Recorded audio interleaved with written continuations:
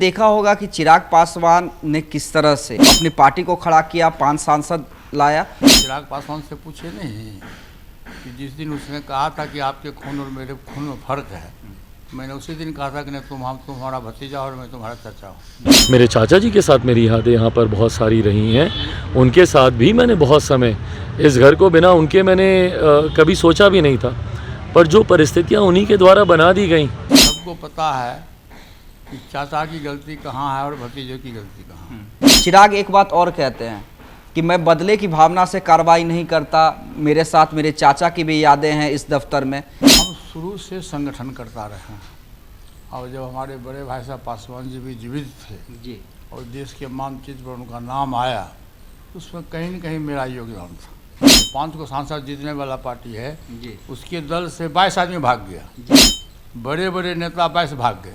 आपने ही कहा था लोकसभा में, दरवाजे किसी के लिए बंद नहीं होते हैं, राजनीति करते हैं, साधु नहीं है। बता रहा हूँ खुले तौर पर कि राजनीति करने वाला आदमी साधु का जमात नहीं होता। ये गठबंधन यदि सम्मानजनक समझौता के साथ हमें मौका दिया तो ठीक है, नहीं तो हम 243 सीट पर चुनाव लड़ेंगे। बीजेपी अंदर खाने से अगर चाहती भी हो तो ये कहीं ना कहीं चिराग पासवान का प्रेशर है, जो आप लोगों को न लोकसभा में साथ रख पाई, न फिलहाल साथ रख पा रही है। सुरजभान सिंह जी भी आ रहे हैं, चंदन सिंह भी आ रहे हैं, दिल्ली के कुछ लोग, तमाम बड़े नेता भी आएंगे, सुरजभान सिंह भी आ रहे हैं उस बैठक में। 19 और 19 को हमारी पार्टी का राष्ट्रीय पदाधिकारी जो बिहार के जो लोग हैं उन लोगों की बैठक 19 को होगी। भारतीय जनता पार्टी का सदस्य बनने के लिए 8800002024 पर मिस्ड कॉल करें। निवेदक भारतीय जनता पार्टी बिहार। देखिए, अभी हमारे साथ पशुपति पारस जी हैं, पशुपति कुमार पारस, जिनके बारे में चर्चा चारों ओर है कि आखिर उनसे भतीजे चिराग ने अपना बदला ले लिया। हालांकि चिराग पासवान एक और बात कहते हैं कि इस परिस्थिति के लिए चाचा ही जिम्मेदार हैं। अब चाचा पारस की राजनीति किस ओर जाएगी, ये कई लोगों के मन में सवाल है। हम लगातार जब चर्चा कर रहे थे, कई कमेंट बॉक्स में हमारे दर्शकों ने हमसे पूछा कि पूछिए पारस जी से कि आखिर उनकी राजनीतिक दिशा 25 में क्या होगी, और इसलिए अभी हम बैठे हुए हैं पारस जी के साथ। सर, सबसे पहले तो देशवा न्यूज में बहुत बहुत स्वागत है आपका। आपको भी धन्यवाद। सर, क्या होगी 25 की राजनीति आपकी? 25 की राजनीति देखिए, हम लोग जमीन से जुड़े हुए नेता हैं और हमारी पार्टी का संगठन बिहार ही नहीं पूरे देश में हमारी पार्टी का संगठन है। और हमारा जो दलित सेना है, जिस दलित सेना के राष्ट्रीय अध्यक्ष भी मैं हूँ, वो पूरे देश में सामाजिक संगठन के रूप में काम करता है और उसका फंक्शन है कि पूरे देश में दलितों पर कहीं जहाँ कहीं भी अत्याचार हो, लूट हो, जबर किसी तरह का बेईमानी शैतानी हो, उस पर दलित सेना का जो हमारा फोर्स है उस पर जाके विरोध करता है जी। तो हमारी पार्टी का संगठन है। और सबसे बड़ी बात है, आपको भी जानकारी होनी चाहिए कि 77 में मैं पहली बार विधायक बना। मैं 7 बार विधायक बना, 1 बार विधान परिषद सदस्य रहा, फिर लोकसभा में मैं गया, बिहार में 4 बार मंत्री रहा, भारत सरकार में कैबिनेट मिनिस्टर रहा।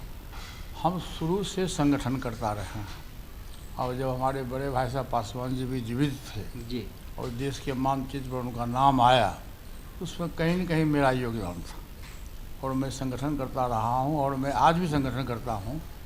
और इतना बड़ा फौज आप देखे होइएगा कि जिस पार्टी को 5 को सांसद मिला, जो 5 को सांसद जीतने वाला पार्टी है जी, उसके दल से 22 आदमी भाग गया, जी, बड़े बड़े नेता 22 भाग गए।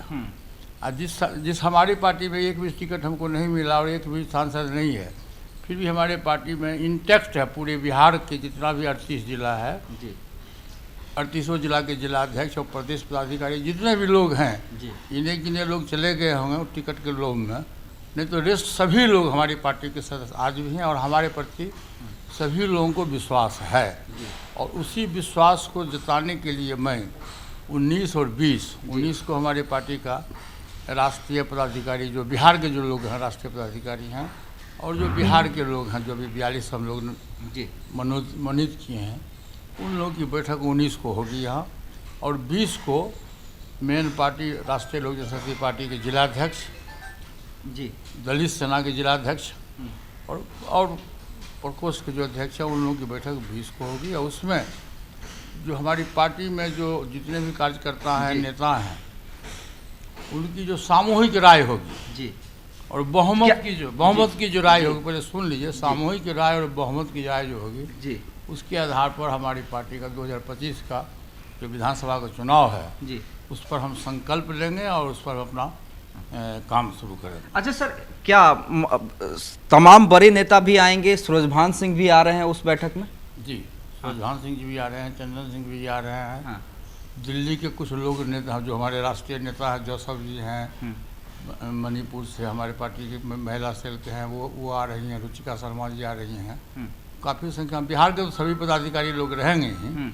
और उसी में जो 6 महीना के क्रम में लोकसभा चुनाव से लेकर के अभी तक तकरीबन 5.5 महीना 6 महीना रिजल्ट का हुआ है जी, इसमें जो परिस्थिति आया है उसके मुताबिक हमारी पार्टी के लोग सर्वसम्मति से जो पार्टी का फैसला होगा वो हम 2019-25 में जो विधानसभा का चुनाव है उनके डिसीजन के मुताबिक हम हमारी पार्टी का कार्रवाई शुरू होगी। ठीक है सर, आप 19-20 को फैसला लेंगे और 19-20 को हम भी मौजूद रहेंगे उस फैसले के लिए। लेकिन सर सवाल ये भी है कि चिराग पासवान जो आप कह रहे हैं कि 5 सांसदों की पार्टी है लेकिन कई लोग छोड़ के चले गए, आपने देखा होगा कि चिराग पासवान ने किस तरह से अपनी पार्टी को खड़ा किया, 5 सांसद लाया और जिस आवास की आप बात कर रहे हैं, जिस दफ्तर की बात कर रहे हैं, उस पर भी कब्जा किया। चिराग एक बात और कहते हैं कि मैं बदले की भावना से कार्रवाई नहीं करता, मेरे साथ मेरे चाचा की भी यादें हैं इस दफ्तर में, लेकिन ये परिस्थिति उन्हीं के द्वारा उत्पन्न की गई है। तो लगता है कि सब कुछ उन्हीं का करा है, बोल कुछ और रहे। देखिए ये तो जो राजनीतिक करने वाले लोग हैं पूरे देश में और खासकर बिहार के लोग हैं, इस सबको पता है कि चाचा की गलती कहाँ है और भतीजे की गलती कहाँ है। चिराग पासवान से पूछे नहीं कि जिस दिन उसने कहा था कि आपके खून और मेरे खून में फ़र्क है, मैंने उसी दिन कहा था कि नहीं तुम्हारा भतीजा और मैं तुम्हारा चाचा हूँ। इसलिए कथनी और करनी में फ़र्क होता है। जब जान लीजिए, हम लोग झूठ का सौदा नहीं करते हैं। हम लोग जयप्रकाश नारायण जी के शिष्य रहे हैं, जयप्रकाश नारायण जी के नेतृत्व में आंदोलन में भाग लिए हैं और उसी हिसाब से हम लोग सीधी लड़ाई लड़ते हैं, चाहे जिससे भी दुश्मनी हो उसका सीधी लड़ाई लड़ते हैं, जिससे दोस्ती है उसको दोस्ती को निभाते हैं। अच्छा, लगता है सर कि जो भी परिस्थिति रही, आप कह रहे हैं कि परिस्थितियों पे चर्चा करेंगे, लेकिन जो भी परिस्थिति रही और इस परिस्थिति में साफ नज़र आता है कि बीजेपी चाह कर भी, बीजेपी अंदर खाने से अगर चाहती भी हो तो ये कहीं ना कहीं चिराग पासवान का प्रेशर है जो आप लोगों को न लोकसभा में साथ रख पाई, न फिलहाल साथ रख पा रही है, खुलकर स्टेटमेंट भी नहीं दे पा रही है और निकट भविष्य में भी साथ नहीं रख पाएगी। और कंप्लीट चिराग पासवान का जो प्रेशर है उसके अंडर बीजेपी हो या जेडीयू हो वो दबी दिख रही है। वो तो हम आपको 19 और 20 तारीख को फाइनल डिसीजन बताएंगे कि बीजेपी का क्या रुख है, हमारी पार्टी का क्या रुख है और भविष्य की रणनीति हमारा क्या होगा, ये हम आपको 19 और 20 को क्लियर करेंगे। ठीक है सर, लेकिन ये आप अपने कार्यकर्ताओं को आश्वस्त करेंगे कि जो भी डिसीजन आप 19 या 20 को अपने कार्यकर्ताओं के और नेताओं के साथ बैठ के करेंगे वो पार्टी हित में होगा और ये आप अपने कार्यकर्ताओं को कह सकते हैं कि टाइगर अभी जिंदा है।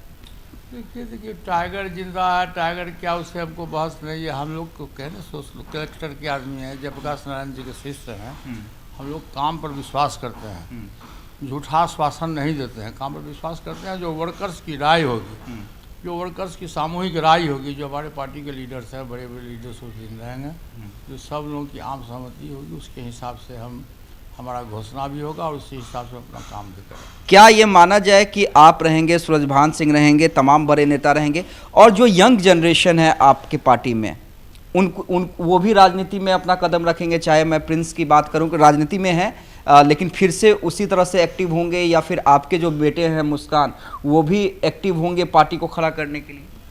ये तो भविष्य बताएगा आपको। देखिए नौजवान जो जितने हमारे दल में लोग हैं, चाहे हमारे परिवार के सदस्य हों या बाहर से वर्कर जितना भी है, नौजवान लोगों को एक्टिव होना पड़ेगा। उस दिन 19 तारीख को निश्चित रूप से सभी लोगों की उपस्थिति होगी। एक आखिरी सवाल सर, 19-20 को आप फैसला लेंगे, लेकिन मैं संक्षेप में आप बोलना चाहे ना बोलना चाहे, ऑप्शन आपने ही कहा था लोकसभा में, दरवाजे किसी के लिए बंद नहीं होते हैं, राजनीति करते हैं साधु नहीं हैं। तो 25 में गठबंधन के तहत ही चुनाव लड़ेंगे, ये तो तय है। आपको आज भी कह रहा हूँ खुले तौर पर कि राजनीति करने वाला आदमी साधु का जमात नहीं होता, विकल्प का इंतजार होता है। हम अपनी पार्टी के संगठन को मजबूत करेंगे, धारदार बनावेंगे। जब समय आएगा चुनाव का, जब नज़दीक समय आएगा, तो जो सबसे पहला हमारी राय है कि सबसे पहले हमारे पार्टी का ये होगा कि एनडीए गठबंधन के साथ हम रहें। एनडीए गठबंधन यदि सम्मानजनक समझौता के साथ हमें मौका दिया तो ठीक है, नहीं तो हम 243 सीट पर चुनाव लड़ेंगे। 243 सीट पे चुनाव लड़ेंगे, 19-20 को बड़ा फैसला लेंगे। लेकिन सबसे इम्पोर्टेंट पार्टी अब सर्वोपरि होगी। पशुपति कुमार पारस, सूरजभान सिंह जो पुराने बड़े नेता हैं वो तो काम करेंगे, लेकिन अब एंट्री होगी यंग ब्रिगेड्स की। यंग ब्रिगेड आप समझ रहे हैं मैं किस ओर इशारा कर रहा हूं, यानी अब 2025 की तैयारी इधर से भी शुरू हो गई है।